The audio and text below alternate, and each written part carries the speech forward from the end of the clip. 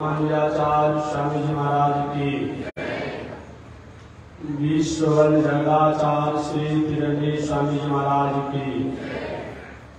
हरि ओम। शांति शांति शांति। श्रीमन्नारायण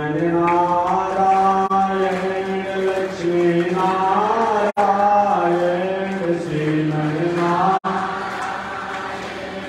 लक्ष्मी नारायण, श्रीमन्नारायण नारायण नारायण, श्रीमन्नारायण नारायण लक्ष्मी नारायण नारायण नारायण, लक्ष्मी नारायण नारायण नारायण। बोले भास्कर भगवान श्री रामानुजाचार्य स्वामी जी महाराज की। हरि ओम। शांति शांति शांति। अनंताचार्य कृपया वेदांत द्वयपारगम् रामकृष्णार्जुन सद्भक्त विश्वक्सेन मुनिं भजे। काषायं यज्ञसूत्रं शुचिवपुषितदा चोरपुण्ड्रं च वारे। यस्यास्ते दक्षस्ते कलिकुमतिगिरीन्द्रेन्द्रवज्रं त्रिदण्डं संसाराग्नि प्रशान्ते मृतजलममलं दारुपात्रं पवित्रं श्रीविश्वक्सेन सूरे पदकमलयुगं श्रेयसे संश्रयामि। लक्ष्मीनाथ समा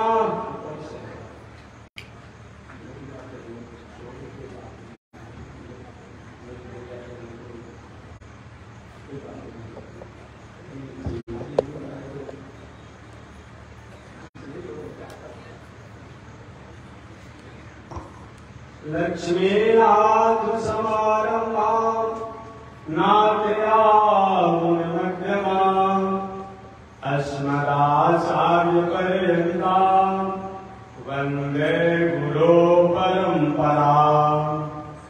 नारायणाय विद्महे वासुदेवाय धीमहि तन्नो विष्णु प्रचोदयात्। महालक्ष्म्यै च विद्महे विष्णुपत्न्यै च धीमहि तन्नो लक्ष्मी प्रचोदयात्, तन्नो लक्ष्मी प्रचोदयात्। परमाराध्य श्री लक्ष्मी नारायण भगवान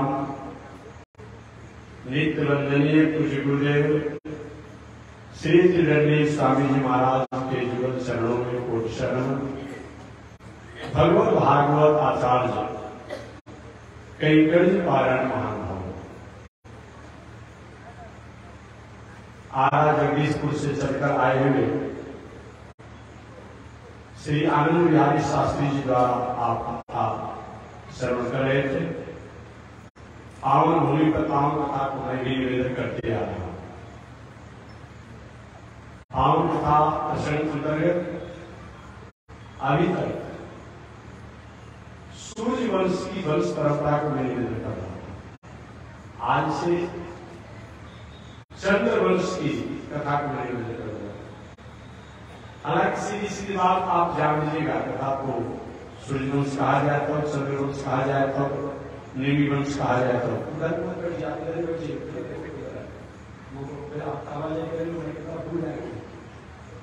ध्यान दिया जाए। आगे आप नहीं जानते, चाहे चंद्रवंश की कथा हो या इसे काम का चालू किया, इसे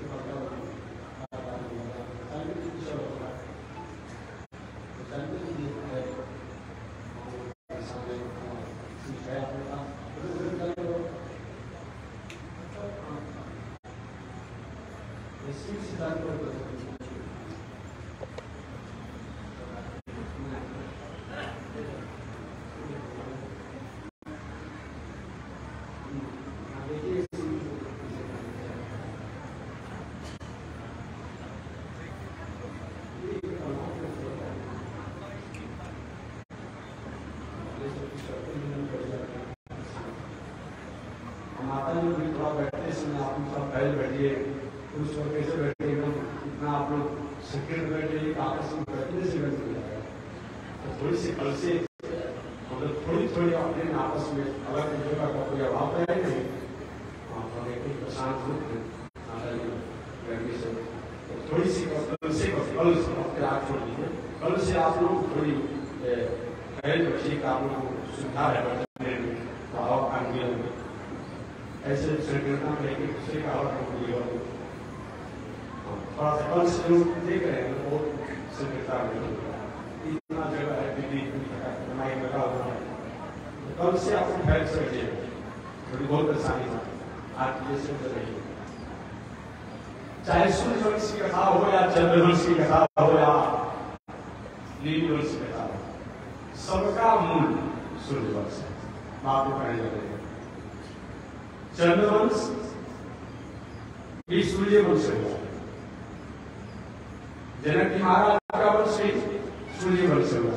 कल मैंने निवेदन किया था संक्षिप्त रूप में कि सूर्यवंश में यशस्वी जी के राजा हुए, उनके द्वारा राजा इक्ष्वाकु पुत्र राजा निमि हुई, और वही निमि से चलकर के आगे चंद्रवंश भगवान श्री राम के अपने आप में जो ससुर जी जनक जी महाराज का वंश का राजा निमि के द्वारा, और चंद्रवंश के बारे में आपने जान ही चुके हैं कि एक बहुत बड़े यशस्वी राजा जो सूर्यवंश में हुए, उनका नाम ने उस दिन बताया भी था। ऐसे चंद्रमा राजा मनु महाराज के पुत्र राजा सुदुम्न थे, जो साप के कारण कभी स्त्री कभी पुरुष हुआ जाता था। जिस समय वे स्त्री के रूप में होते तो चंद्रमा के पुत्र जो बुध है, उन बुध और मनु महाराज के राजकुमार सुदुम्न जो पार्वती के साथ से स्त्री रूप में हुए, उन दोनों से एक बालक प्रकट हुआ, जिस बालक का नाम पड़ा राजा राजकुमार कुंडवा। वही राजकुमार कुंडवा से आगे चंद्रवंश चला, जो अभी मैं विस्तार से बता रही हूं। श्री सुधीर जी कहते हैं परीक्षित, धन है वह चंद्रवंश और धन है वह सूर्यवंश।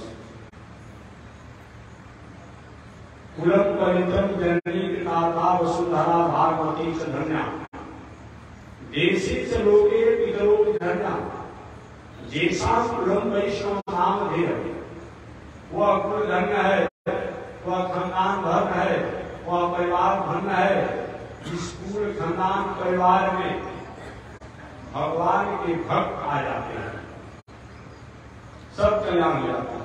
कल आपको सुबह ने बताया था कि बहुत बड़ा कहा हो और सुबह लूट करती हो, लूटती रहती हो, लूटती फूटती हो, परंतु अनेक प्रकार के उसमें गंदगी आता हो। बरसात का समय हो, बरसात का किसी नदी का बाढ़ उसमें आ जाता है और उस रोड नहीं रह जाता है और वो नदी का जल हो जाता है। ठीक उसी प्रकार से इस पूर्व में खानदान में परिवार में भगवान के भक्त आ जाते हैं, या स्वयं भगवान का अंशावतार भगवान आ जाते हैं, वह कुल खानदान सब पवित्र हो जाता है। कुलम पवित्रम जननी पिता था, कुलम पवित्रम जननी पिता था, वसुंधरा भागवती च धन्या, वो वसुंधरा धन्य हो जाती है, वो पृथ्वी देवी धन्य हो जाती है।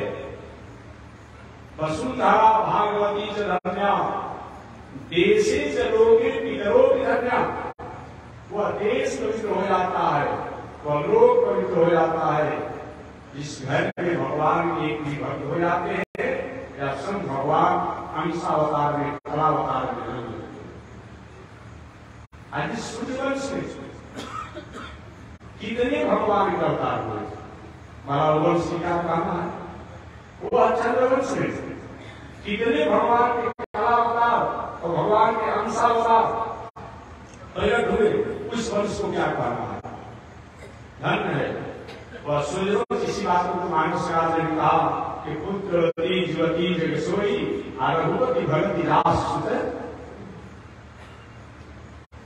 राजा परीक्षित साफ तो बहुत लगता है, किसी को सर्दी खांसी बुखार हो जाता है, एक बार में भगवान का नाम आता है, बाप बाप कहेगा, माई माई कहेगा, दादा दादा कहेगा, तो कष्ट होगा तो, लेकिन नारायण भगवान नाम नहीं कहेगा। लेकिन किसी को सिर में दर्द हो गया, बहुत दर्द हो, तो भले बाप दादा का नाम लेगा उसने, लेकिन भगवान नारायण का नाम जरूर नहीं आएगा। अरे साफ बहुत प्रकार के लोग हमारे जीवन में विषम परिस्थितियां आती रहती है, लेकिन उस विषम परिस्थितियों में भी जो भगवान और भगवान के भक्तों की कथा में जुड़े असाधित हो, वो कैसा व्यक्त हो सकता है। सुचि नाम से मताम हुए जो घर को मिला रहते, कहीं कहीं कोई धर्म का उसका संस्कार हुआ। धन्य है राजा परीक्षित, 7 दिन में उनकी मृत्यु हुई है, लेकिन संसार की स्थितियों के प्रति ध्यान नहीं। आज दुनिया के लोग मरने की अंतिम बारी है, गाय छुड़ा दिया गया है, माछी छुड़ा दिया गया है, संपन्न कर दिया गया है, मुंह में गंगा तुलसी दे दिया गया है, अचानक ऊंचा 5 मिनट के लिए होश आ जाता है, तो होश आने के बाद जो भी अपने आप के सामने पड़ेगा और नेत्र में धारा बहाते हुए जो विभाग है इनको देख करते रहे, उनका शरीर उसी के प्रति पड़ा रहा था। शरीर को आज और क्या देखना है भाई, देखना है वो देखेगा, आप उसके बारे में क्या सोच रहे हैं, लेकिन छूट नहीं पाती है।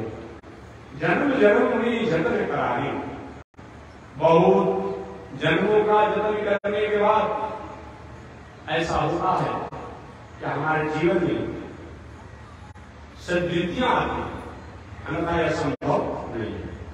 धन्य है राजा परीक्षित, साप के बाद भी भगवान के प्रति, सत्पथ के प्रति, सन्मार्ग के प्रति उनकी ध्यान है। एक राजा परीक्षित भी हो सकता है। ऐसे राजा परीक्षित सूर्य वंश की वंश परंपरा, भगवान श्री राम की कुल परंपरा कहां से आई और कहां पर जाकर के समाप्त हुई, कथा में बता चुका सूर्य वंश की। भगवान श्रीमन नारायण नाभि से कमल, कमल से ब्रह्मा, ब्रह्मा से मरीचि, मरीचि से कश्यप, कश्यप से सूर्य, सूर्य से वैवस्वत मनु, मनु से इक्ष्वाकु, इक्ष्वाकु से इंद्रवाह और इंद्रवाह से 15 पीढ़ी और आगे जाने के बाद राजा मंधाता हुए, मंधाता से 7 पीढ़ी और आगे जाने के बाद शतरथ हुए, जो हरिचंद्र के पिता, शतरथ हुए और शतरथ से त्रिशंकु हुए, त्रिशंकु के शतरथ से त्रिशंकु और त्रिशंकु के हरिचंद्र और हरिचंद्र से रोहित, रोहित के 7वीं पीढ़ी और आगे जाने के बाद राजा सगर हुए और सगर से असमंजस, असमंजस से अंशुमान, अंशुमान से भगीरथ और भगीरथ से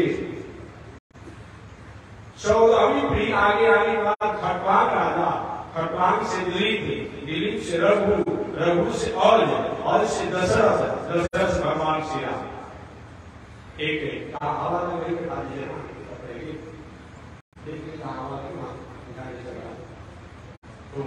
एक महोदय ने कहा था, मैंने निवेदन भी किया था कि भगवान श्री राम और कृष्ण का कोई अपना इतिहास नहीं है, और इतना बड़ा इतिहास और पता है किसका हो सकता है। हालांकि कुछ बात ऐसा है जो कहने पर थोड़ी सी आपसी भेद हो जाएगा, विभेद हो जाएगा, बात विवाद हो जाएगा। और दुनिया में जो लोग हैं नो कमेंट, किसी पर कोई कमेंट नहीं है, किसी पर कोई कमेंट भी नहीं है, याद रखिएगा। नो ऑब्जेक्शन हो, कोई ऑब्जेक्शन नहीं है, कोई कमेंट किसी पर नहीं है। लेकिन एक निवेदन करना चाहूंगा, जितना परंपरा और पीढ़ियां हमारी है, हमारी वैदिक सनातन परंपरा की, जो इस पंथ के परंपरा के जो अनुयायी है, पूछा जाए कि चाहे इस्लाम दर्शन हो, ईसाई दर्शन हो, बौद्ध दर्शन हो, जैन दर्शन हो, यहूदी दर्शन हो और ये जुड़ी दर्शन हो, उनके जो महानुभाव आए उनसे 50 पीढ़ी का वर्ष परंपरा बता दो। 50 नहीं तो 25 पीढ़ी का वंश परंपरा बता दें, 25 नहीं तो कम से कम 10 पीढ़ी की वंश परंपरा बताएं। बहुत मुश्किल काम है, बहुत मुश्किल काम है। कुछ ऐसा दर्शन है जिनके दार्शनिक हैं जो कि उनके बाद और उनके पहले कोई बताने का नाम नहीं लेता और मैं क्या कर सकता हूं। परंतु हमारी भगवान श्री राम से पहले और भगवान श्री राम के बाद कि पूरी अपना पूरी परंपरा को हमारे आचार्य अभी भी आपका के कोई परिचय नहीं है, कोई इतिहास नहीं है, काल्पनिक है, बुद्धि की बलिहारी है। ऐसे महानुभाव द्वारा इस तरह से आशय लगाया जाता है, ये बुद्धि की बलिहारी है। ऐसे सूर्यवंश में भगवान श्री राम हुए और उसी सूर्यवंश में भगवान श्री राम के बाद उनके पुत्र जो कुश हुए, उन कुश की वंश परंपरा में मुख्य राजाओं के नाम में बताता हूं। राजा पुंडरीक हुए, पुंडरीक के वंश परंपरा में अग्निवर्ण हुए, अग्निवर्ण के वंश परंपरा में बहुत आगे चलने के बाद सुप्रतीक हुए, सुप्रतीक के वंश परंपरा में आगे चल करके रणंजय हुए, रणंजय से आगे चलकर वंश परंपरा में लांगव नाम के राजा हुए, लांगव से प्रसेनजीत हुए और प्रसेनजीत से शूद्रक हुए और शूद्रक से रणक हुए, रणक से सुख हुए, सुख से सूरत हुए और सूरत से सुमित्र हुए। यही पर सूर्य वंश की वंश परंपरा समाप्त हो जाती है। सुमित्र के बाद सूर्य वंश की वंश परंपरा नहीं। ये सूर्य वंश में एक सूरत नाम के राजा का नाम आपको सुने होंगे, सूरत नाम राजा ऐसे भी किताबों पढ़ने को आता है, सूरत नाम के राजा। तो ये भी सूर्य वंश के लगभग अंतिम ही शासक है। इनके बाद एक और भी राजा है, अब बाकी उसके बाद जो राजा हुआ वो वस्तुतः राजा नहीं हुआ। मंत्री ने राजा कुमार को गद्दी पर बैठ गया, तो नौकर जो है वो सब मंत्री कुमार के गद्दी पर बैठ गया। इस प्रकार से आगे चलते की वंश परंपरा चली। लेकिन सूरत और सुमित्र तक ये सूर्य वंश के अंतिम राजा के रूप में एक परंपरा पीढ़ी दर पीढ़ी जैसी परंपरा होनी चाहिए, वो चली। इस प्रकार से सुखदेव महाराज ने चलिए हम चंद्र वंश की वंश परंपरा में कर रहा। श्री सुखदेव जी कहते हैं परीक्षित, जिस चंद्र वंश में भगवान श्री कृष्ण प्रकट हुए, उनकी कथा अपूर्व है। चंद्रवंश मानो संत भगवान इस संसार में आकर के जो थके हुए लोग थे, जो भटके हुए लोग थे, जो तपे हुए लोग थे, उनको उन्होंने संतावना दिया, शीतलता दिया, आनंद प्राप्त कराया। दिन की चिलचिलाती धूप में आप परेशान हो, चंद्रमा की चांदनी में बैठने के बाद शीतलता प्राप्त होती है। तो जो लोग अपने जीवन में विषम परिस्थितियों से घिरे हुए थे, तीनों तापों से असंतुलित थे, ऐसे लोगों को चंद्र वंश में भगवान श्री कृष्ण आगे उनका कल्याण किया। वह चंद्रवंश की वंश परंपरा है कि भगवान के सत्य काम सत्य संकल्प से भगवान श्रीमन नारायण के नाभि से कमल, कमल से ब्रह्मा, ब्रह्मा से अत्रि ऋषि, अत्रि के पुत्र चंद्रमा, चंद्रमा के पुत्र बुध और बुध से राजा पूर्वा हुए, जो मैं बता चुका। राजा पूर्वा हुए, आगे चल करके वही राजा पूर्वा की वंश परंपरा में राजा रंतिदेव हुए।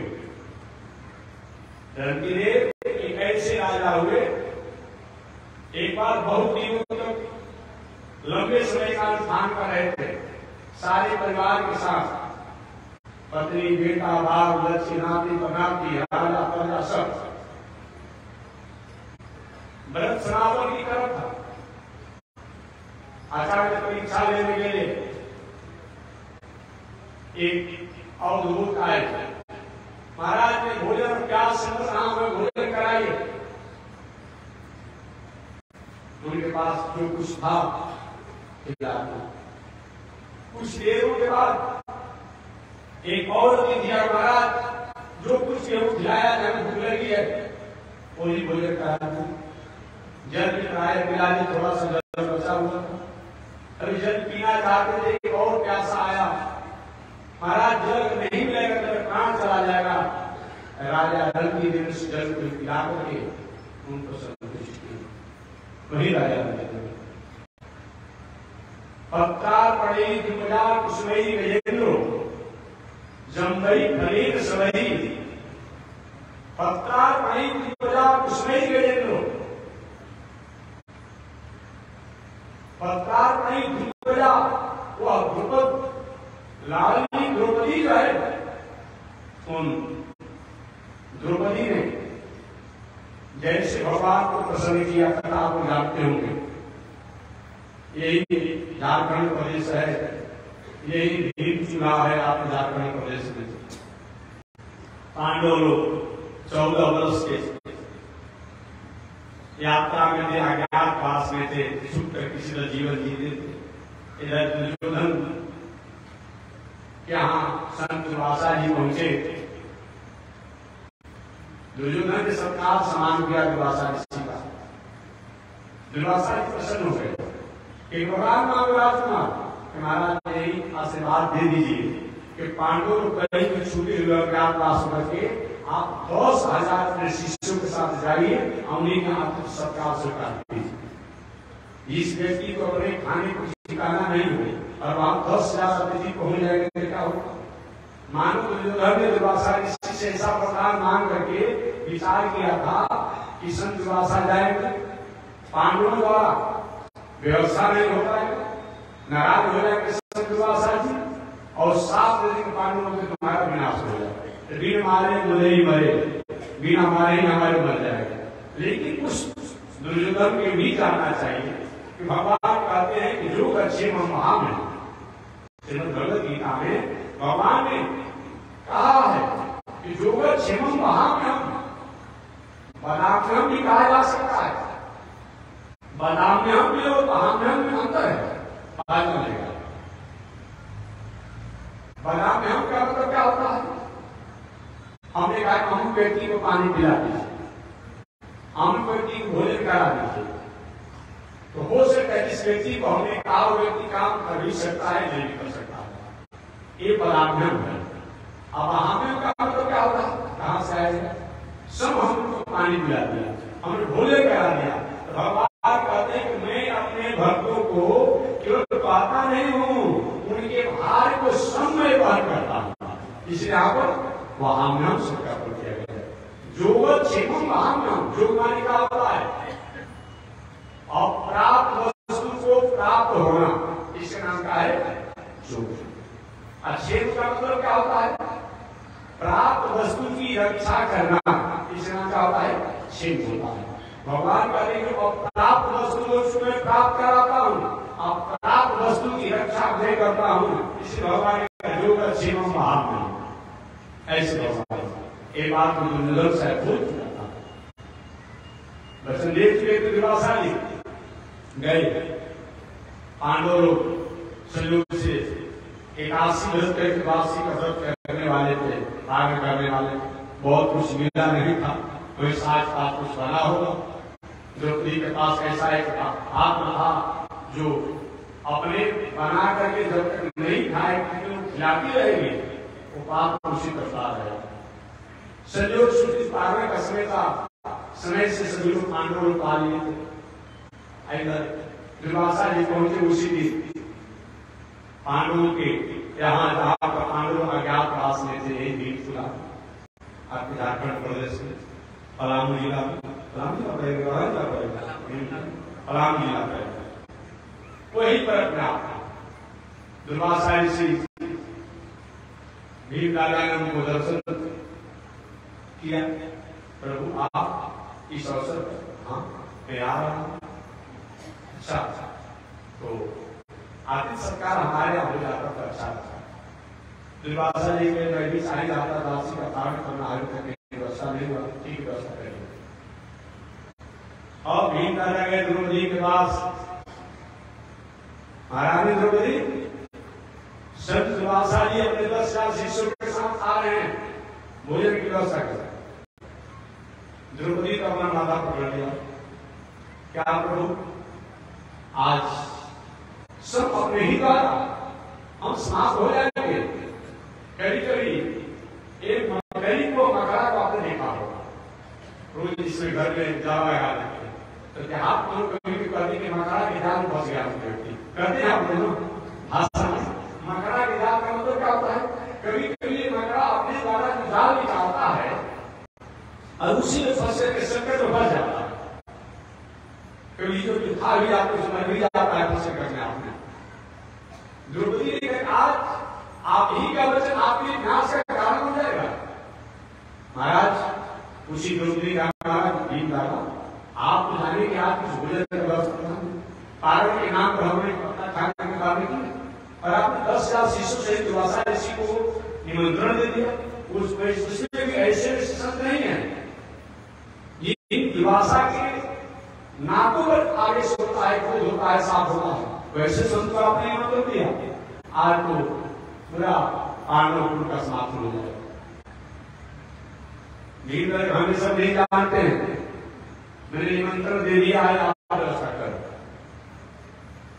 द्रौपदी ने कहा द्वारिकाधीश पत्रार्पणे द्रुपदा कुसुमे गजेन्द्रो जम्बई भरेन सवरे विपरंदरन्वी। उन्हीं राजा रंती ने कथा सुनाना पत्रार्पणे और कुछ नहीं। द्रौपदी ने याद किया, लोग कहा करते थे ये सब संत महात्माओं के शासनों का काल्पनिक और कपोलिक बात है, कपोल की बात है। कहा भगवान श्री कृष्ण कैसे पांडवों आ गए आप, अब ऐसी बात कहने की गुंजाइश नहीं है।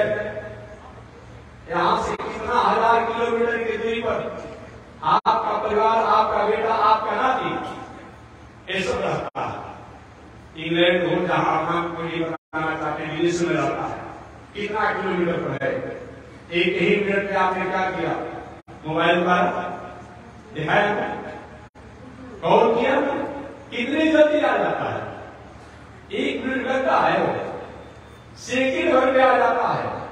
और वो परमात्मा जो सारी दुनिया को बनाने वाले हैं और सारी दुनिया में बसने भी डाल रहे हैं। ब्यूटीफुल और नेचर ग्रेट एंड स्मॉल, छोटे बड़े सुनाने सभी जो कुछ है दुनिया में उसको बनाने वाले भी हैं, आप बनने वाले भी हैं। एक कभी होता है, कोई बनता है तो बनाने वाला नहीं होता है, और कोई बनाने वाला होता है तो बनता नहीं है। अरे मिठाई बनाने वाला कारीगर मिठाई बना सकता है, लेकिन मिठाई का वो पदार्थ नहीं हो सकता है कि नहीं तो रसगुल्ला बनाना तो खोआ हो जाएगा, छेना हो जाएगा, चीनी हो जाएगा, ऐसा आपका कारीगर नहीं होगा। लेकिन परमात्मा बनने वाले भी हैं और बनाने वाले भी हैं, बनने वाले भी हैं और बनाने वाले भी हैं। ऐसे परमात्मा है। एक व्यवहारिक उदाहरण आगे माता जी कैसे हो सकता है, ऐसे नहीं हो सकता। जैसे मिट्टी जो है, तो मिट्टी तो मिट्टी है, मिट्टी का पात बन गया तो सुराही का शिकारी नाम हो गया। मिट्टी कहीं टूट जाता है तो मिट्टी कहलाता है। तो परमात्मा सृष्टि के प्रारंभ में वो अपने आप में जब सृष्टि का विस्तार करने लगे अनेक प्रकार के तत्वों के रूप में और सृष्टि को जब समेटते हैं तो समेटने के बाद भी अपने आप में एक मात्र वही होते हैं। आभूषण बनने से पहले सोना था, आभूषण बनने के बाद भी मिलावट से ही तो सोना ही है, आभूषण के बिगड़ने के बाद भी सोना ही बचता है। कहने कहा चले जाते हैं तो आप हार कुंडल अनेक प्रकार जो पहनते हैं उसे कारीगरी कहाँ चला जाता है आभूषण के बिगड़ने के बाद? कहीं किसी तिजोरी बन के रख दीजिए, होगा नहीं होगा, कहाँ चला जाता है? ठीक वही बात है, महाप्रलय जब होता है तो महाप्रलय होने में दुनिया में कोई भी वस्तु बच नहीं पाती है, तो केवल परमात्मा में ही जाकर के लय हो जाते हैं। एक व्यक्ति ने पूछा कि महात्मा जैसा हो सकता है क्या? क्यों नहीं हो सकता? अब सराहन इसमें चीज जो है पूरे भारतवर्ष के सारे ग्रंथों को डाटा कर रख दीजिए, अभी भी अपना कुछ खाली इसमें रहता है। ऐसी है ना आपके पास, उसी में वृक्ष, उसी में पहाड़, उसी में नदी, उसी में सब कुछ, उसी में पूरे दुनिया की जनसंख्या सब इसमें हो जाता है, सारा ग्रंथ किताब सब उसमें जाता है। कितना लंबा तो है, कितना लंबा, बहुत छोटा है। ये जब एक वैज्ञानिक एक चमत्कार हो सकती है, उसी एक तकनीकी हो सकती है, क्या परमात्मा अपनी कला कुशलता तकनीक के द्वारा अगर दुनिया को इतना विस्तार करते हैं, इच्छा हो तो समेट कर अगर अकेले हो जाते हैं, होना चाहिए। और भगवान आगे द्रौपदी के काटने पर आने के बाद द्रौपदी ने कहा प्रभु आज मैं संकट में फंसे हूं, पूरे पांडवों का विनाश हो जाएगा, कृपा कीजिए। भगवान द्वारिकाधीश को पहले भूख लगाए बोले का द्रौपदी ने कहा कि मजाक मत कीजिए। भगवान श्री कृष्ण थोड़ा सा द्रौपदी से हास्य भी कर लेते थे कि मजाक करने का समय नहीं, पांडवों का संकट पड़ा हुआ है, आप अच्छा करें। भगवान को सुना ठीक है, लेकिन हमको भूख लगा है तो खिलाओ। द्रौपदी ने कुछ सही नहीं, क्या किया, कुछ हो तो खिलाएंगे, नहीं ऐसा हो नहीं सकता है, जरूर कुछ न कुछ होगा। तो द्रौपदी ने लाकर कोई अक्षय पात्र उनके सामने रख दिया, था सही में कुछ नहीं था, लेकिन वो बनाना चाहेंगे क्यों नहीं बना देंगे। और भगवान द्वारिकाधीश ने देखा कि बटोही में जो उसका गर्दन जो है उस भीतर एक पत्ता सटा हुआ है, वही पत्ता देखो वही पत्ता भगवान खाए पानी के लिए। सबसे भगवान की प्रसन्नता पत्रम पुष्पम फलम तोयम, ये भगवान की प्रसन्नता के बारे में बताया है। सबसे प्रथम पत्ता के द्वारा तुलसी पत्ता, बेलपत्र, श्रीफल, सभी पत्र, दूध पत्र, जो भी हो, लेकिन इसका मतलब ये नहीं कि जो हो रहा है लोग हैं कोई अच्छा सामने उपाय बता दिया और सब अपने घर से करके दूध कवा के ले लेंगे, यही से जो हो जाएगा, यही बात में नहीं कहा रहा, ये बात समझ लेगा। हाँ, ये हिसाब भर में अपने आप में सरकार से कानूनी अधिकार नहीं है, एक उसके हिसाब से ले लेंगे, आगे कुछ हो सके, ऐसे काम चलेगा, ये बात नहीं कर रहा हूँ। लेकिन कुछ नहीं हो तो परमात्मा पत्ता से प्रसन्न हो जाते हैं। पत्रम पुष्पम, फल की बात आपने सुना है, उसकी में सुना वही द्वारिकाधीश पत्ता खाकर जल के लिए, और पीने के बाद तो जैसे जैसे जल पीते हैं वो ऋषि लोग गए थे संध्या वंदन करेंगे विवाह साहित्यादि में 10,000 शिष्यों के साथ। भगवान द्वारिकाधीश ने कहा भीमला आप व्यवस्था विश्व से 10,000 संतों को ले आइए। अरे महाराज कोई व्यवस्था में कैसे है, आप लाइए ना। हुआ क्या, जैसे भगवान जल पीते हैं सभी ऋषियों का, उसी तरह से सुधा समाप्त होती चली जा रही है, जैसे किसी टीम में हवा जो भरने पर अपना हो जाता है। और उधर संध्या वंदन जब करने लगे तो संध्या वंदन करते समय जल भी पार नहीं पा रहा है। ओम अच्युताय नमः, ओम अनंताय नमः, ओम गोविंदाय नमः, अर्थात आत्मा का जल भी पार नहीं हो रहा है। संतों ने कहा दुर्वासा जी से, महाराज हम लोग तो बिना खाया तब जैसा हो रहा है।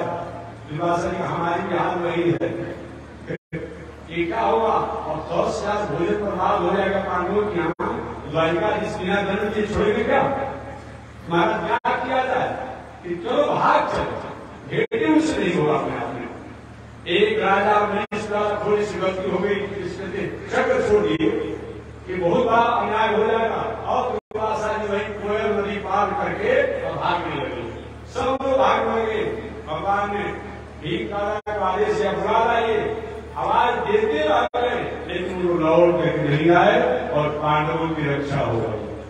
द्रौपदी ने पत्ता के द्वारा भगवान को प्रसन्न करके पांडवों की रक्षा की।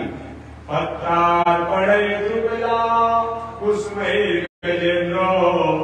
और गजेंद्र है एक फूल द्वारा भगवान को प्रसन्न कर लिया। अंतिम संकट में फंसा हुआ था गजेंद्र।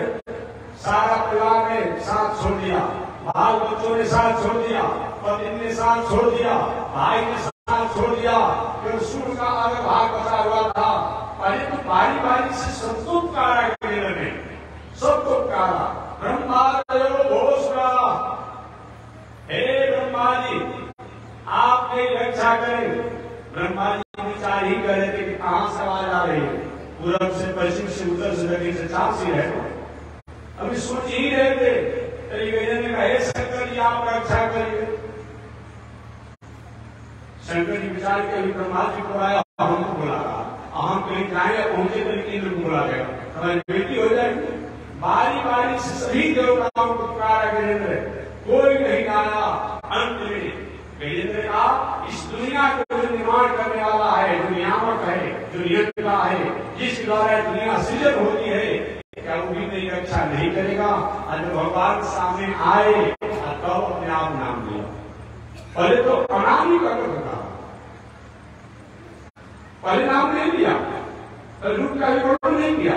जो दुनिया को बनाने वाला है, जो दुनिया को चलाने वाला है, जो दुनिया का नियामक है, जो दुनिया का नियंता है, उसको मैं प्रणाम कर रहा हूँ।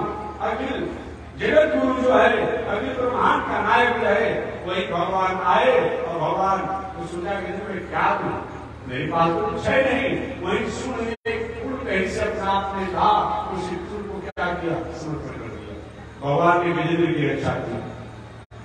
पत्रार पड़े द्रुपदा कुसुमई गजेंद्र, जम्बई फलेन सबरे निपरंदर वे। और सभी वही के विरोध द्वारा भगवान को प्रसन्न किया करता है, आप जानते हैं। वही राजा रंती ने एक नाम सुनाते हैं, एक चंद्रवंश के यशस्वी राजा है। एक व्रत ने एक केवल जल को दे करके और भगवान को प्रसन्न कर लिए। इस प्रकार भगवान पत्रम पुष्पम फलम तोयम करके जो भक्त को पत्र पुष्प फल और जल से प्रसन्नता से अर्पण कर देता है, उसको सब मैं स्वीकार करता हूँ, मेरी से प्रसन्नता होती। ऐसे चंद्रवंश में राजा पूर्वा और आगे चलकर इसी वंश परंपरा में राजा रंती देव हुए। राजा रंती देव की वंश परंपरा में आगे चलकर के राजा जयाति हुए, और राजा जयाति के पुत्र जदु हुए। और जदु की वंश परंपरा में आगे चलकर के देववीर नाम के राजा हुए। देववीर की 2 पत्नियां थी, इस एक पत्नी का नाम था एक पत्नी से सुरसेन नाम के पुत्र हुए, और दूसरी पत्नी से अर्जन और प्रजन। उन्हें एक बात कि चंद्रवंश में बहुत आगे चलने के बाद जयाति राजा के पुत्र जो जदु हुए, उन जदु के वंश परंपरा में आगे चल करके एक देववीर नाम के राजा हुए। उन देववीर को देवगर्भ के भी नामों से जाना जाता है कहीं कहीं। वह देववीर राजा के 2 पत्नियां थी। उन देववीर राजा के प्रथम पत्नी से सुरसेन नाम के एक पुत्र प्रकट हुए, और दूसरी पत्नी से अर्जन और प्रजन नाम के 2 पुत्र हुए। वह देववीर की प्रथम पत्नी से जो सुरसेन हुए, वही सुरसेन से श्री वसुदेव जी महाराज इत्यादि पुत्र हुए। देववीर की दूसरी पत्नी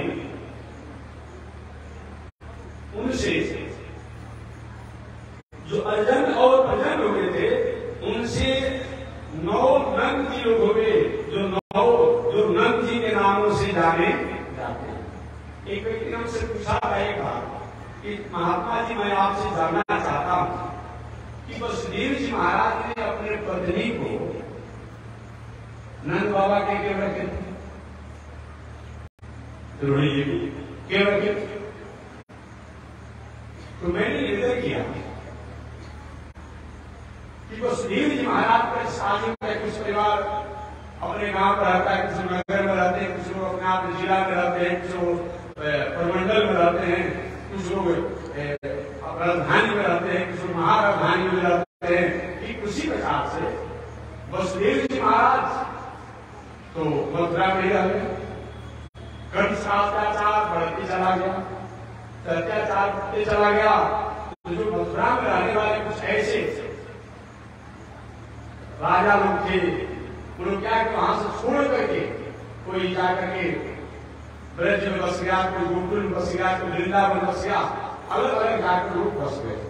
ठीक उसी में से हमारे वसुदेव जी महाराज के एक भाई की जो वंश परंपरा है वही वसुदेव जी महाराज जाकर के वसुदेव जी की वंश परंपरा के जो नंद बाबा है और जाकर के गोकुल ब्रज में बसे थे। अतः अपने परिवार पड़ोसी के पास ही अपनी पत्नी को रखे थे, दूसरे के यहाँ कहीं नहीं रखे थे। ये बात जान लीजिए। एक बात और संशय बना रहता है लोगों को, कुछ लोगों की ऐसी स्थितियां है, नंद बाबा वसुदेव जी ये दोनों सभी प्रकार से चंद्रवंशी है, जिसको 100% कहा जाए वो है अपने आप दोनों में किसी प्रकार का कोई अंतर नहीं है।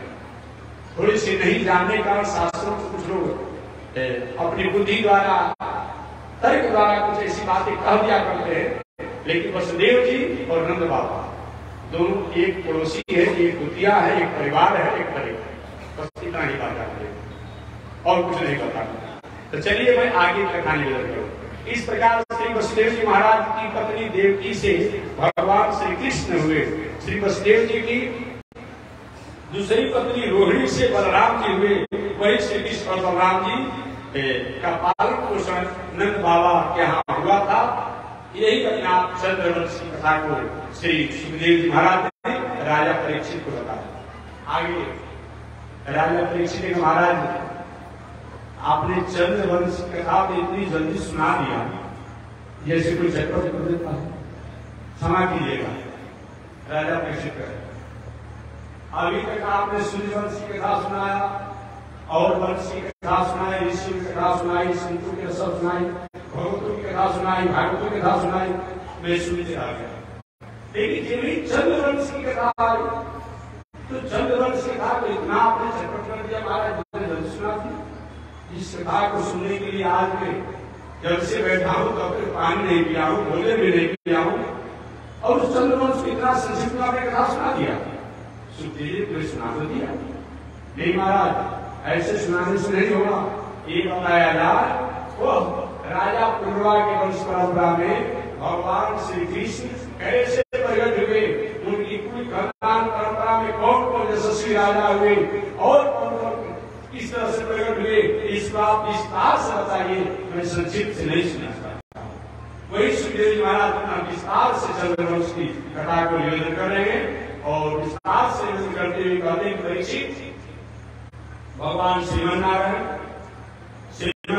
के नाभि से कमल, कमल से ब्रह्मा, ब्रह्मा के मरीचि, मरीचि के कश्यप, कश्यप के सूर्य और सूर्य के मनु, मनु के ही वंश परंपरा में एक यशस्वी राजा हुए राजकुमार सुदुम्न। और वही राजकुमार सुदुम्न जब स्त्री वेश में थे तो चंद्रमा के पुत्र बुध से जो एक मर्यादा हुआ, संबंध हुआ, जिनसे पूर्वा नाम के राजकुमार हुए, वही पूर्वा धन है जिस पूर्वा वर्ष में भगवान श्री कृष्ण प्रकट हुए। यह वही बात है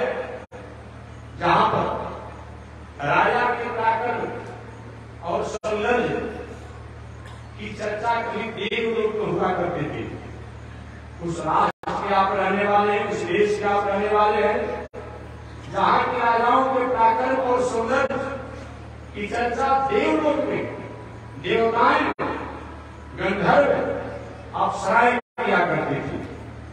यह प्रसंग निवेदन करते कहते कि एक दिन इंद्रलोक में राजा पूर्वा के सौंदर्य की बहुत बड़ी चर्चा थी। जो चंद्रवंश के प्रथम जो राजकुमार है, राजा है, उनका देवलोक में बहुत चर्चा था कि राजा पूर्वा के समान अपूर्व सौंदर्यशाली कोई नहीं हुआ। उस देवलोक में रहने वाली अप्सरा जिसका नाम है उर्वशी, देवराज इंद्र द्वारा राजा पूर्वा के सौंदर्य, रूप, लावण्य, शील, धन, संपत्ति, पराक्रम इत्यादि के वर्णन को सुन करके सर्वलोक से सब राजा पूर्वा के राज में उर्वशी नाम की अप्सरा आई। और उर्वशी नाम की अप्सरा जब आई तो उसने प्रस्ताव रखा, महाराज मैं आपके साथ पति और पत्नी की मर्यादा में जीवन जीना चाहती हूं। आप मेरे पति हो जाए, मैं आपकी पत्नी बन जाऊं। राजा पूर्वा ने कहा, कोई तुम्हारा शर्त है? कोई तुम्हारा शर्त है? कुछ तुम्हारा कोई मेरा शर्त नहीं है, बस एक ही मेरा शर्त है कि केवल संतान प्राप्ति के समय पर आपको वस्त्राभाव में मैं देख सकूं। इसके अलावा कभी भी आपको निर्वस्त्र नहीं मिलेगी। अगर कहीं आपको वस्त्राभाव में इसके अलावा कभी मैं देखा तो मैं आपको त्याग कर दूंगा, छोड़ दूंगा। दूसरा मेरा शर्त है, मेरे पास एक भेड़ है, इस भेड़ की रक्षा आपको करना पड़ेगा। तीसरा, मैं शुद्ध घी से बने हुए भोजन के अभिशान को स्वीकार करूंगी। इन तीन शर्तों को अगर आप स्वीकार करते हैं तो मैं आपकी पत्नी बनकर के आपके साथ रहूंगी, और ऐसा आप नहीं करेंगे तो मैं आपको त्याग करूंगा। राजा पूर्वा ने कहा, ठीक है, मैं तुम्हारे इन तीनों वचनों को पूरा करूंगा। कारण मेरे पास जो भेड़ के जो बच्चे हैं उनकी रक्षा आपको करना पड़ेगा। मैं तो घी का ही भोजन करूंगी जिसकी व्यवस्था आपको करनी होगी। मैं संतान की हस्त धर्म के अतिरिक्त और समय में आपको वस्त्राभाव में वस्त्र नग्न नहीं देखना चाहता। समय से राजा पूर्वा उर्वशी पति पत्नी की मर्यादा में लोग रहने लगे।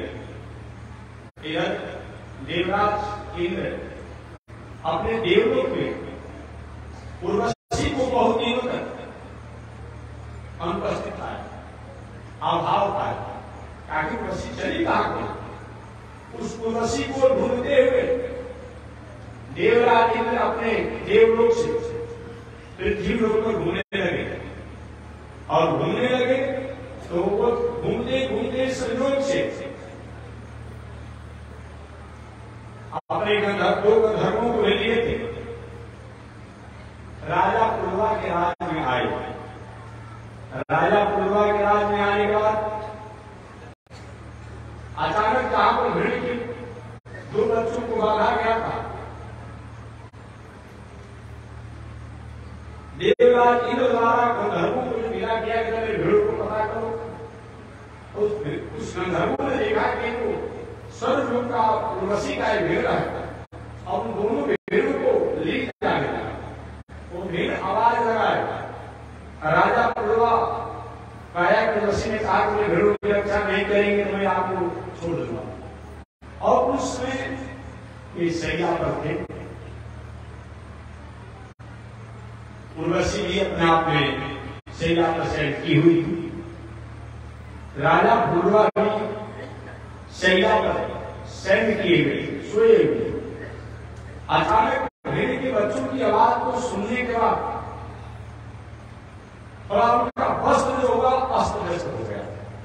स्वाभाविक होता है, सुनने के बाद बाल है, सिर है, सबका सुन ही जाते हैं। और वो इस बात को भूल गए कि मैंने उर्वशी को वचन दिया कि केवल पुत्र प्राप्ति की मर्यादा के अलावा और समय में आपको वस्त्राभाव में नहीं दिखना चाहती। और उन्होंने क्या कि ये भीड़ की रक्षा के लिए काबुल होकर खड़े हुए वस्त्राभाव में थे। अचानक जोरों से बिजली चमकी और चमकते ही दिखाई पड़ा ये तो वस्त्राभाव में है। और वैसे महाराज आपने मेरे सत्य को आगे नहीं किया, मेरे भेड़ के बच्चों को ही अपने आप मैं घर को द्वारा ले गया, मैं आपको त्याग करती हूँ। इस प्रकार राजा पूर्वा को उर्वशी ने त्याग कर दिया। उर्वशी के नहीं रहने के कारण राजा पूर्वा उस उर्वशी के वियोग में पूरे दुनिया में घूमने लगे। आज के लोग अगर कई इस तरह से भटकते होंगे कोई आश्चर्य की बात नहीं है। पहले के जब ऐसे ऐसे राजा लोग की हाल है तो आज कोई होता हो तो कोई बड़ी बात नहीं है। और राजा पूर्वा अपने राज्यकाल की व्यवस्थाओं को मंत्रियों को सौंप करके और उर्वशी की खोज में पूरे दुनिया में घूमने लगे।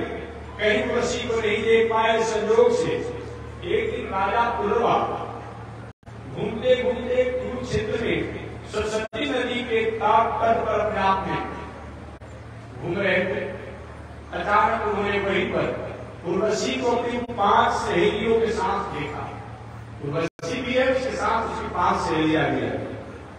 राजा पूर्वा ने उस उर्वशी से अपनी व्यथा को कहा, देवी क्षमा करो मेरी गलती को, पर मुझे अपनाओ। उर्वशी ने कहा आप चिंता न करें, आप चिंता न करें, स्त्रियों पर विश्वास नहीं करना चाहिए। देखा मैं नहीं सुनाऊंगा, नहीं तो कोई केस करेगा हमारे पास। हाँ भाई आप बहुत से केस पीआई हो जा रहा है, होगा भाई स्त्रियों का भान बोल जाएगा। अरे कहा तो लिखा हुआ हम क्या करेंगे। हाँ ये बात नहीं, इस पर विश्वास नहीं करना चाहिए। नहीं बताता हूँ आपको, जो चंचल स्त्री जो अपने पिता, अपने पति, अपने ससुर इत्यादि की मर्यादा से हट करके जीवन जीने वाली हो, जिसको बलालु स्त्री कहा जाता है। बलालु स्त्री का मतलब जो अपने सौंदर्य से दूसरे को प्रभावित करे और दूसरे के सौंदर्य से प्रभावित होकर के जो पद प्रतिष्ठा धन संपत्ति के कारण अपने स्वरूप, अपने संस्कार, अपनी संस्कृति, अपनी मर्यादा से भटकाव में अपनी दिनचर्या को जीवन जी रही हो, उसी को बलालु स्त्री कहा जाता है। बाकी को अपने सास ससुर पति की मर्यादा में रहने वाली माताएं, तो इसके बारे में तो हमारे आचार्य ने कहा कि धन्य स्त्रियों तुम्हारे समान धन्यवाद का कोई पात्र नहीं है। नारी ये शिवा शक्ति है, भाग जगाने वाली, हमको निकालना पड़ता है। सरकार द्वारा 33% आरक्षण दे दिया गया है, तो हमको कुछ बात करनी पड़ेगी, नहीं तो नाराज हो जाएगी माताएं हमारी। आज हम लोग साधु महात्मा बने, तीनों की बात है। लोग सदाचारी नहीं होती, साध्वी नहीं होती, भगवान की भक्ता नहीं होती, तो क्या संत महात्मा जन्म लेते, बड़े बड़े ज्ञानी लोग जन्म लेते, बड़े बड़े विद्वान लोग जन्म लेते, इन्हीं की देने की कृपा है। तो हमेशा हमारे पूरे गुरुदेव स्वामी जी महाराज, परम पूज्य श्री चरणी स्वामी महाराज इन माताओं को और दूसरे को दौड़ समान संत महात्मा लोग, किसी को बहन, किसी को भाई, किसी को स्त्री, स्वामी महाराज अम्बा जी कहते थे। अम्बा जबकि लक्ष्मी का साक्षात नाम है, अम्बा कहा जाता है। अम्बा जी कहा करते थे माताओं को अपने आप, अम्बा जी कहते थे। स्वामी जी नाराज होने को थोड़ी सी जनता के डांट फटकार कर देते थे स्वामी जी, लेकिन बाकी ऐसी लोहारी भाषा में अम्बा जी कहा करते थे। मैं निवेदन करना चाहता हूँ, नारी देश की वह शक्ति है, भाग लगाने वाली, दिल में ही दिमाग में जो आग लगाने वाली वही नारी है जो आज दुनिया का प्रधार और जिलेहार बनी। ऋषि ने कहा कि महाराज हमारी जैसी स्त्रियों पर आप जैसे राजाओं को विश्वास नहीं करना चाहिए। आप जैसे राजाओं को विश्वास नहीं करना चाहिए। आगे उस उर्वशी ने कहा कि हमारे जैसी जो चंचल जो नारी होती है बहुत निठुर होती है, निर्दयी होती है, कठोर होती है, तनिक सी बात पर अपना प्राण को गंवा देती है एवं अपने पति को प्राण को ही गंवा देती है, अपने भाई के प्राण को ही गंवा देती है, अपने परिवार के प्राण को गंवा देती है और कभी कभी अपने कुल खानदान की मर्यादा गरिमा को ध्वस्त कर देती है। उर्वशी ने सब अपना और अपने जैसे चंचल नारी के स्वभाव को, इसलिए आप उर्वशी का विश्वास करते हैं। उर्वशी ने कहा महाराज आप राजराजेश्वर है, राजा दियाल है, मैं आपके साथ ठीक है आपकी भावना को मैं स्वीकार करती हूँ, मैं आपको वचन देती हूँ, मैं आपके साथ हमेशा तो नहीं रहूंगा, परंतु मैं आपके साथ प्रतिवर्ष एक रात मैं रहूंगा और शेष समय मैं सुरक्षित अपने विचरण करूंगा। साल में प्रतिवर्ष एक रात आपके साथ हमारा आपका संबंध होगा जो होगा, और बाकी शेष समय मैं अपने अनुसार सुरक्षित होकर के विचरण करूंगा। ऐसा विचार कर उर्वशी और ऐसा वचन देकर उर्वशी उस कुरुक्षेत्र से चल यह सुनकर के ये उर्वशी अब मेरे पास रहने वाली नहीं है। इस बात को सुनकर के राजा पुरुरवा अपनी राजधानी लौट गए। जब एक वर्ष समय बीत गया तो उर्वशी पुनः उसी कुरुक्षेत्र के में सरस्वती नदी के तट से मुलाकात हुआ और वह मुलाकात होने के बाद समय पाकर के वह एक राजा पुरुरवा की मर्यादा से एक पुत्र को जन्म देने का अधिकार नहीं हो चुकी थी उर्वशी। एक पुत्र भी वही आगे चल करके राजा पुरुरवा और उर्वशी इन दोनों की मर्यादा से समय पाकर के एक पुत्र हुए, जो वही पुत्र आगे चलकर चंद्रवंश में विस्तार किए, जिनको सुखदेव जी कहते हैं कि परीक्षित, वही राजा पुरुरवा और उर्वशी की मर्यादा से समय पाकर के जो राजकुमार श्री नाम का विलेख किया हुआ है, तो समय पाकर के आगे चलकर के चंद्रवंश के विशेष प्रतिष्ठा को उज्जवल करने वाले हुए। ऐसे वो उर्वशी और राजा पुरुरवा का जीवन बीतने लगा। एक राजा पुरुरवा उर्वशी की वियोग में, शोक में, उसकी भावना में, उसकी तन्मयता में तन्मय होकर के लकड़ी को, एक लकड़ी की आरणी बनाया, लकड़ी का मथरी बनाया और सब उसको मंथन करके उनको भावना किया कि ये उर्वशी है, ये मैं पुरुरवा हूं, और उसी भावना से उन्होंने मंथन करके एक अनुष्ठान को प्रारंभ किया और समय पाकर के वह जग नारायण भगवान को अनुष्ठान किए। उसी से ओंकार प्रकट हुआ।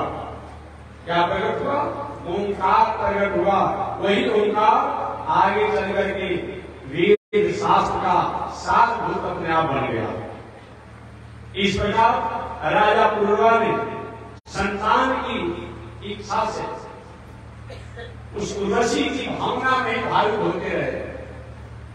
अंत में ध्यान उर्वशी का चिंतन करते रहे, ध्यान करते रहे, और ध्यान चिंतन करने के कारण राजा पुरुरवा मर करके गंधर्व लोक को प्राप्त किए। क्योंकि जो जिस भावना में रहता है मरने के बाद उसी जोड़ी को प्राप्त करता है। राजा उर्वशी के ध्यान करते थे, अतः मर करके एक गंधर्व बन गए राजा पुरुरवा। समय पाकर के राजा पुरुरवा के वंश परंपरा में, राजा पुरुरवा के वंश परंपरा में मुख्य 6 इनके संतति हुए। इनके एक का नाम था आयु, श्रुतायु, सत्यायु, रय, विजय और जय। आगे राजा पुरुरवा के ही वंश परंपरा में एक जानु ऋषि हुए, जिन जानु ऋषि का नाम मैं सुना चुका हूं। यही जानु ऋषि हैं जो राजा भगीरथ द्वारा गंगा जी को लाया जा रहा था, जिसको पान कर गए थे। चंद्रवंश में राजा पुरुरवा के वंश परंपरा में जानु ऋषि हुए, जो आगे चलकर गंगा जी के शिकार में उनको पान भी कर गए थे। आगे राजा पुरुरवा के ही वंश परंपरा में, जानु ऋषि के ही वंश परंपरा में राजा कुशाम्बु हुए। वही कुशाम्बु के पुत्र ही गाधी नरेश हुए। राजा पुरुरवा के वंश परंपरा में जानु ऋषि हुए और जानु ऋषि के वंश परंपरा में राजा कुशाम्बु हुए और यही कुशाम्बु के पुत्र गाधी नरेश हुए। वही गाधी नरेश जो विश्वामित्र बाबा के पिता से, विश्वामित्र बाबा के पिता से है गाधी नरेश हुए। वही गाधी नरेश ये कहा जाता है, गाधी नरेश माने गाजीपुर के राजा। गाधी नरेश बहुत बड़े यशस्वी राजा थे। गाधी नरेश की पत्नी से मात्र एक पुत्री ही थी प्रारंभ शुरू अवस्था में। इस पुत्री का नाम था सत्यवती। क्या नाम था? सत्यवती। गाधी नरेश ने अपने पुत्री के विवाह के लिए एक शर्त की घोषणा कर दिया। उसे विश्वामित्र बाबा का जन्म नहीं हुआ, क्योंकि गाधी नरेश की एक पुत्री ही थी। मैं विश्वामित्र बाबा की केवल एक बहन ही थी जिसका नाम था सत्यवती। उसे विश्वामित्र जी का जन्म नहीं हुआ। गाधी नरेश ने घोषणा कर दिया, मेरे पास जो बेटी है सत्यवती, इस सत्यवती का विवाह मैं वही करूंगा, उसी के साथ करूंगा जो 1000 सफेद रंग के घोड़ा हमें देगा। इस घोड़े के कान का रंग होगा श्याम वर्ण का होगा। माने हम उसी से अपने बेटी का विवाह करेंगे जो हमें 1000 सफेद रंग का घोड़ा देगा। इस घोड़े का कान जो होगा श्याम रंग का होगा। अब इस प्रतियोगिता में शर्त में और कोई बाकी नहीं है। इसलिए कभी कभी अगर ऐसा शर्त के अनुसार कोई विवाह होता हो तो वहां पर केवल वही नियम लागू होगा, उस काल के लिए नाम लागू होगा, बाकी हमेशा के लिए लागू नहीं होगा। और सभी लोग उस प्रतियोगिता में रहे कि हम 1000 घोड़ा देकर के जो सफेद रंग का हो, कान काले रंग का हो, श्याम रंग का हो, एक कोई पूर्ति नहीं कर पा रहा। संयोग से उस सब को कोई पूरा नहीं कर पाया गाधी नरेश ने। संयोग से उस समय के बहुत बड़े यशस्वी ऋषि थे जिनका नाम था ऋषि ऋषि। क्या नाम था? ऋषि ऋषि। ऋषि ऋषि ने जाकर के वरुण देवता से कहा, महाराज हमें आपके पास में जानता है, आपके पास 1000 से अधिक सफेद घोड़े हैं, हम 1000 सफेद घोड़ा चाहिए, इस घोड़े का काम जो है श्याम रंग का होना चाहिए। देखिए ऋषि ऋषि वही वरुण देवता से लेकर के 1000 सफेद घोड़ा गाधी नरेश को दे दिए। वही गाधी नरेश ने अपनी लाडली बेटी, लाडली पुत्री सत्यवती का विवाह ऋषि ऋषि के साथ कर दिया। समय पाकर के यही बात को प्रकार सुनकर राजा परीक्षित ने पूछ दिया था, ऋषि वैसा क्या ऐसा विवाह होना अच्छा है? क्या इस तरीका का विवाह होना उपयुक्त है? वर विप्र हो, कन्या राज ऋषि की होगी। सुखदेव जी ने कहा परीक्षित उचित तो नहीं है, लेकिन जब कोई शब्द होता है, कोई प्रतिज्ञा होता है, तो वहां पर उस काल के लिए उसके लिए वो नियम लागू हो जाता है। पहले मैं बता चुका हूं कि द्रौपदी के विवाह में यह शर्त था, जो मछली का नेत्रों को वेदन करेगा अपने आप बिना देखे ही उसी का होगा। जब उसको कोई नहीं करता उसके साथ हुआ, अगर कहीं आंसू खाना ही कर देता, उसी से विवाह होगा, उसी से विवाह होगा। वही बात जनक जी महाराज ने संपर्क किया था, जो धनुष को तोड़ देगा उससे सीता पिता जी का नाता जोड़ दिया जाएगा, चाहे रावण ही क्यों न उस धनुष को तोड़ देता, बाणासुर ही क्यों न तोड़ देता, उसी का विवाह होगा। ये शर्त विवाह, ये प्रतिज्ञा विवाह है। यह शर्त और प्रतिज्ञा विवाह उसी व्यक्ति के लिए, उसी काल के लिए, उसी समय के लिए ही मान्य होता है, हमेशा के लिए नियम लागू नहीं। चलिए मैं आगे प्रश्न पे अल्प समय बस 3 मिनट पिता करके बहन को गिरा प्रश्न बस पहुंचा कर ऋषि ऋषि का विवाह गांधी नरेश की पुत्री सत्यवती के साथ हो गया। समय से सत्यवती और ऋषि से बहुत दिनों तक कोई संतान नहीं हुआ। एक दिन सत्यवती ने अपने पति ऋषि से कहा, प्रभु आप मेरे स्वामी हैं, मेरे पति है, हमको भी कोई संतान नहीं हुआ और आपकी सास जी से, यानी मेरी माता जी बनी, मेरे पिताजी बने, उनको भी कोई पुत्र नहीं है। आपकी महिमा को गरिमा को मैं जानती हूँ, जो पूरी दुनिया के राजा लोग कोई नहीं, कोई सबको मेरे पिता का पूरा किया, उस सब को आपने पूरा कर लिया।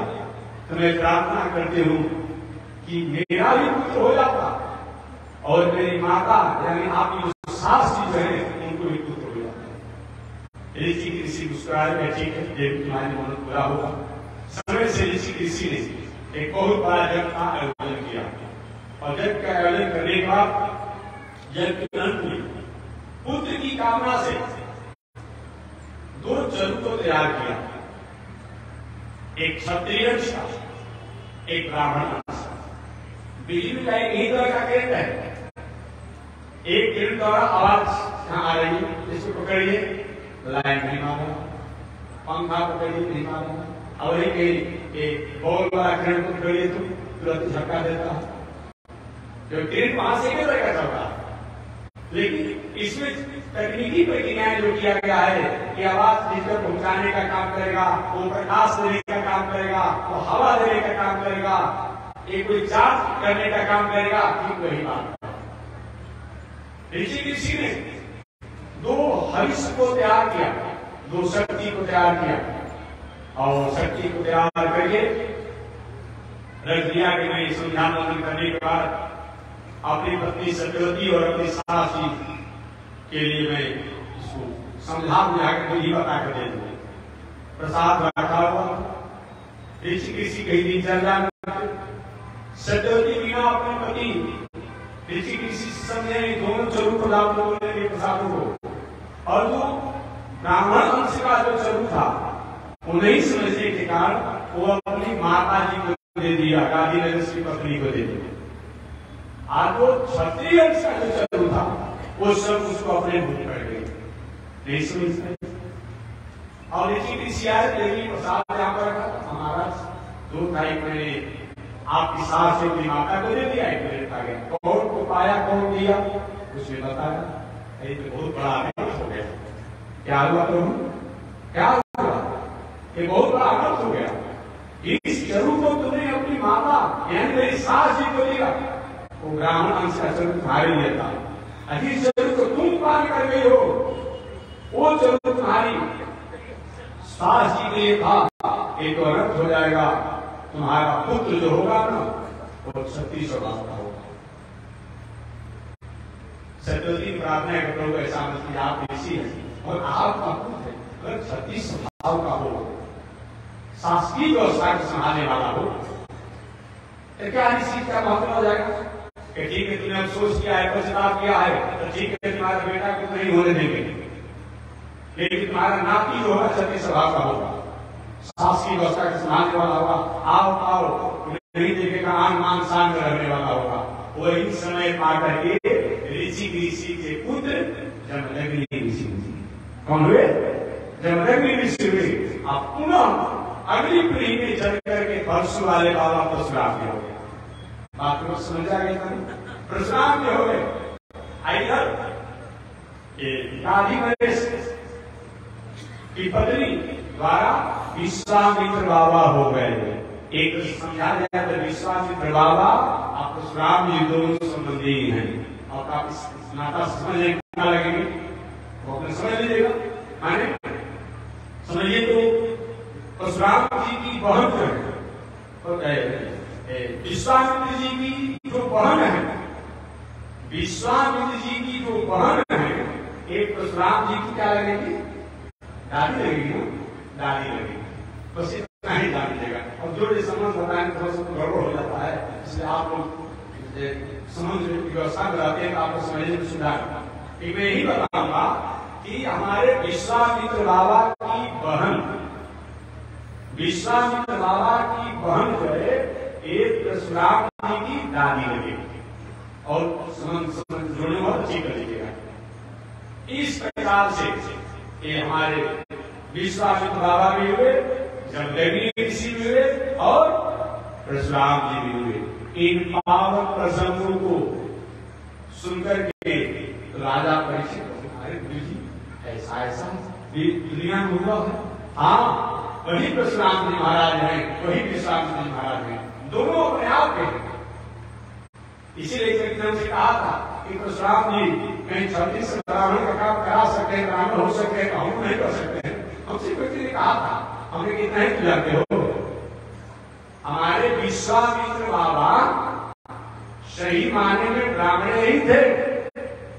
जरूर तो ब्राह्मण हमसे नहीं था ना, वो तो राजा के यहाँ उनका पालन तो संभव अपने आप में, उसी के लिए उनको उतना पूजा पाठ तपस्या साधना जप करना पड़ा, कितना अपने आप में जीवन की माने ऊंचाई से तो ऊंचाई को उधर उधर हुआ, तब अपने आप हुआ एक वास्तव वो तो ब्राह्मण अंश के ही थे।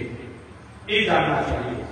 आगे श्री सुखदेव जी कहते हैं परीक्षित, इस प्रकार विश्वामित्र जी अपनी तपस्या साधना करके गायत्री मंत्र को प्रकट किए। शायद जब गृहस्थ आश्रम में थे विश्वामित्र बाबा, तो लगता आप जानते ही होंगे कि संक्षिप्त में निवेदन करूं। जब विश्वामित्र बाबा राजा थे, एक बार वशिष्ठ जी कहा गए थे, आप जानते हो प्रसन्न वशिष्ठ एक लाइन जब गए, वशिष्ठ जी बहुत सत्कार सम्मान किया, स्वभाव पूछ दिए, विश्वामित्र जी ने कहा से कर दिया महाराज। ऋषि होने के बाद उन्होंने कहा कि बस मेरी गाय की कृपा है, एक आम जरूर गाय है। विश्वामित्र बाबा ने कहा हम राजा हैं, राजा का किसी भी धन संपत्ति पर अधिकार होगा कि समाज भलाई के नाम पर हम ले लीजिए, और इसके बाद हजारों गाय ले लीजिए। वशिष्ठ जी का कैसा नहीं होगा, वही विश्वामित्र बाबा में वशिष्ठ जी का आपस में कथाप शुरू हो गया। बहुत दिन तक कथाप चलते रहा, झगड़ा होती है तो मार होता है, कुछ इधर उधर में हो जाता है, बहुत कुछ आप जानते होंगे। विश्वामित्र बाबा वशिष्ठ जी में फिर भी विश्वामित्र बाबा पुत्र परिवार होने के बाद एक उन्होंने विचार किए, ठीक क्षत्रिय वर्ग का अधिकार है, यह वशिष्ठ अपनी तपस्या करो, सब कुछ निषेध कर रहा है, मैं भी तपस्या करूंगा, मैं भी तपस्या करूंगा। राजपाल की व्यवस्था सारा त्याग करके आप विश्वामित्र बाबा वही तपस्या करने लगे। तपस्या बहुत ऊंचाइयों तक की विश्वामित्र बाबा। आज दुनिया में जो भी देख रहे हैं, 15 दिन, 1 महीना, 2 महीना में जो फसल होता है, सब विश्वामित्र बाबा की कृपा है, जिसका आज के भाषा में हाईब्रिड कह रहे हैं। हाईब्रिड का जो विपन है, सब विश्वामित्र बाबा की देन है। एक गायत्री मंत्र पूरे दुनिया का शक्ति का जो ओज है, तेज है, इस गायत्री मंत्र की सूची की प्रभाव को समझने के लिए आज हमारे यशस्वी भारत के वैज्ञानिकों द्वारा विचार किया जा रहा है, पहल किया जा रहा है। तो विश्वामित्र बाबा ने पहले शक्ति को, तेज को अपने आप बढ़ा दिया, वो विश्वामित्र बाबा। इस प्रकार विश्वामित्र बाबा सब कुछ होने के बाद एक दुश्मन में शांति आई कि यह जब तक, हालांकि पहले उनकी तपस्या द्वारा राजऋषि बन गए, उसके बाद महर्षि बन गए, फिर भी शांति नहीं हुआ। ब्रह्मा जी को उनको ब्रह्मर्षि तक भी बना दिए। विश्वामित्र बाबा ने कहा कि नहीं नहीं, आपके बनाने से नहीं होगा। और भारत की नागरिकता आपका पड़ोसी देश दे देगा तो भारत नागरिकता उसमें गिर मिल जाएगी? नहीं मिलेगी। भारत की नागरिकता हमारे भारत के राष्ट्राध्यक्ष जो यहाँ है उसके द्वारा देगा तब नागरिकता होगी। विश्वामित्र बाबा कहे कि ब्रह्मा जी आप हमको परमहंसी बना दिए, लेकिन जो परमहंसी जब तक वशिष्ठ ऋषि है जब तक नहीं कहेंगे तब तक थोड़ी परमहंसी हो जाएंगे। उनसे कहवाना, उनसे बोधन कराना है। चलते रहा विवाह। एक दिन थोड़ी सी मन में उदासी आ गई विश्वामित्र बाबा की और कहेगी वशिष्ठ अगर नहीं होता ना इसी का संपर्क तो अगर विरोध करने वाला होगा नहीं करेगा, कोई विरोध करने वाला होगा नहीं। पूर्णिमा का दिन था, पूर्णिमा की रात्रि थी। विश्वामित्र बाबा एक या तो वशिष्ठ रहेगा तो मैं रहेगा, ये रहेगा तो मैं ब्रह्मा से नहीं बन पाऊंगा। और वशिष्ठ जी के आश्रम के सलीका जी कहीं थे कि आज कुछ न कुछ हो गया। वशिष्ठ जी अपनी पत्नी अरुंधति के साथ चांदनी की प्रभाव में बैठे थे आंगन में। वशिष्ठ ने कहा देवी देख रही हूं चंद्रमा की चांदनी जैसे दुनिया को हलाकित कर रही है, उसी प्रकार से विश्वामित्र का तपस्या है ये दुनिया को मंगल कर रहा है। ये बात को विश्वामित्र बाबा स्वयं जिसको मैं मारने के लिए आया हूं, जिसको मेरी उदासी है और हमारे अपने पत्नी समाज को समझा कर रहा है, इतना बड़ा संत है भाई। और कहीं विश्वामित्र बाबा और कुछ कहना सारा दीवार फेंक मार करके जाकर वशिष्ठ जी के चरणों में पकड़ ले, महाराज क्षमा कर दीजिए, मेरी भावनाओं को आप आदर कीजिए। वशिष्ठ ने कहा विश्वामित्र जी अब आप धर्मसी हो। वही अपने आप समझौता हो गया दिनों का, उसके बाद पूरा दुनिया नहीं मंगल हो गया। ऐसे विश्वामित्र और वशिष्ठ जी के संक्षिप्त मैंने कथा सुनाया। आगे सुखदेव जी कहते हैं कि परीक्षित परशुराम जी द्वारा कुछ धर्म विरोधी जो राजा थे उन लोगों को दमन किया गया, अनुशासन किया गया और सत्य की स्थापना किया गया। इन पावन प्रसंगों को विस्तार से बताया गया है, तो कल मैं इसको विस्तार से बताऊंगा कि परशुराम जी महाराज ने हरिहर वर्ष सभी क्षत्रियों में सुखान होकर झगड़ा नहीं था। अरे आज भी जो किसी व्यक्ति को मार देता है तो सभाई को सुखदेव में बदलना चाहता है, किसी को भाई को मार देता है सभाई को बदलना चाहता है। तो हमारे ये सहस्त्रार्जुन जो है कथा कल विस्तार से बताता, सहस्त्रार्जुन जो हरिहो वर्ष कहे जाते हैं, ये हरिहो वर्ष जो कार्तिक हरिहो वर्ष इत्यादि कहा जाता है, इनकी राजाओं द्वारा परशुराम महाराज के पिता के प्रति अत्याचार किया गया। हमारी वस्तु किताब कथा से करते हैं, आप एक महात्मा की सुंदर कथा करके किताब हमको दे दीजिए, हम नहीं देंगे, अब लेने वाले कौन होते हैं। एक झगड़ा चला, एक चाहे विश्वामित्र की झगड़ा हो, एक महात्मा समझौता हो गया, चाहे यहाँ पर एक परशुराम और सहस्त्रार्जुन झगड़ा हो, एक हुआ है सहस्त्रार्जुन बलजोरी करके जब कल ऋषि के गाय को छीन कर ले जाने लगा। यही विशेष चर्चा में करूंगा कि किस प्रकार से पूरे क्षत्रिय का विरोधी नहीं थे परशुराम जी महाराज, याद रखिएगा, केवल सहस्त्रार्जुन कार्तिक हरिहो वंश के अपना विरोधी थे और उनके प्रेमी उनके सहयोगी बनकर के जो आए उनको योगनाथ उन्होंने अनुशासन की। तो इसकी कथा कल मैं निवेदन करूंगा राजा परीक्षित के साथ। आज इसी के साथ में अपने वाणी को विराम दे रहा हूं। एक बार भगवान का नाम श्रीमन्नारायण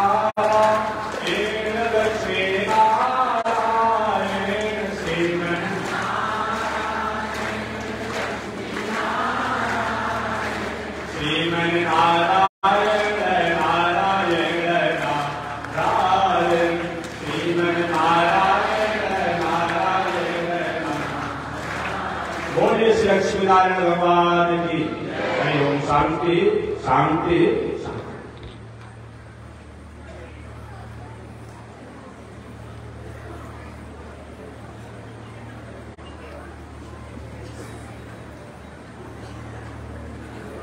ओम चंद्रमा मनोजात जगो सूरज अजायत श्रोत्राय श्रावण सुखाय जायत श्री सते लक्ष्मी सुकन्या भवनाते आश्रय क्षत्राणि रूपमस्मिनो व्याप्तंगम विषय काला मोमयी काला सर्वलोकम मयी काला।